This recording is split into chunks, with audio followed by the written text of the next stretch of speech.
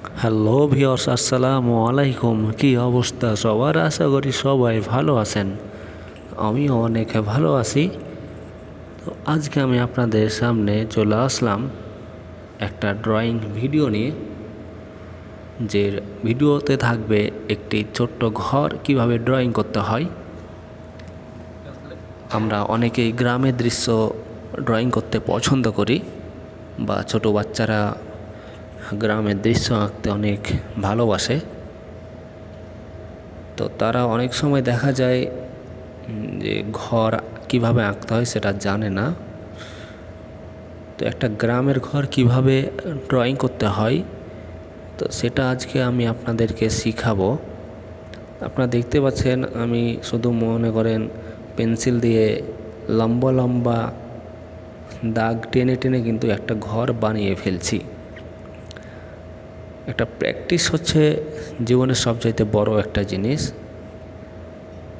যে যতই সেটা কঠিন কাজ হোক, যদি আপনার প্র্যাকটিস করা থাকে তাহলে আপনি খুব ইজিভাবেই যে কোনো টেকনিক খাটিয়েই একটা জিনিস থেকে আরেকটা জিনিস বানিয়ে ফেলতে পারবেন। তো এটা হচ্ছে একটা গ্রামের টিন সেট বাড়ি।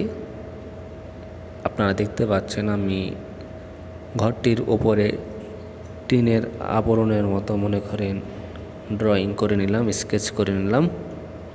তো হালকা আমি শ্যাডো দিয়ে দিলাম এক সাইডে।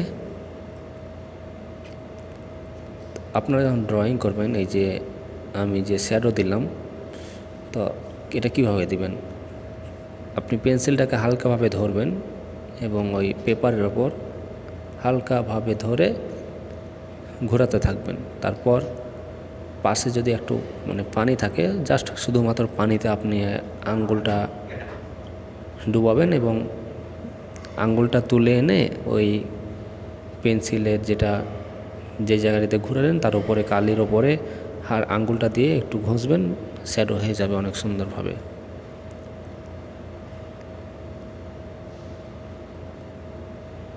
এই সাইডে আমি একটা দিলাম জানালা। আর এই যেহেতু গ্রামের ঘর, সেহেতু মনে করেন ওপরের টিন এবং সাইডে মনে করেন বাঁশ ঝাড় এই সকল জিনিস দিয়ে মনে করেন সাইডের বাউন্ডারি।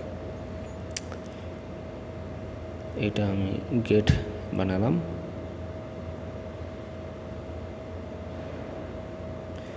তো খুব ইজিভাবে আপনারা দেখতে থাকুন আমি কীভাবে ড্রয়িংটা করি। আর আপনার বাচ্চাকে ড্রয়িং শেখাতে চাইলে অবশ্যই আমাদের চ্যানেলটি সাবস্ক্রাইব করবেন এবং আমাদের পেজটি ফলো করে পাশে থাকবেন।